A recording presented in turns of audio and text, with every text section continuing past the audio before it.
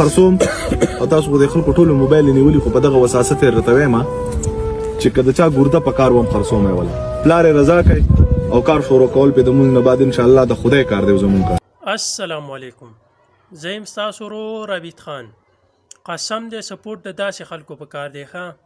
نو ویډیو مکمل وګورئ او مخکې د ملګرو سره دا ویډیو هم شریکه کړئ.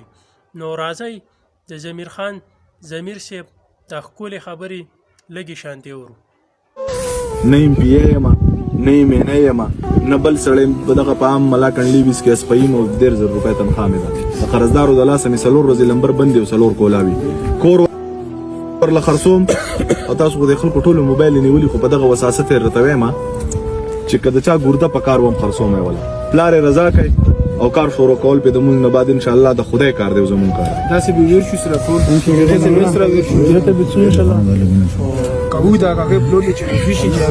ودرېده او داسې خلک شته په هر کار باندې توکل پکار دی.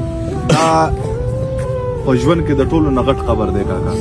85 میټر شرم نه بیروشي 85 میټر قبر دا په ژوند کې د ټول که پیسو والا رالل که نه خپل پلار ته مې بیګا کال کړی دی په 11 بجې او ورته مې ویلي چې دغسې چل دی. ما ته یې وی قربان دې شم دوی ما د نن اوسه پورې څه نه دي منې کړي او دغه کور دی چې په چای خرڅې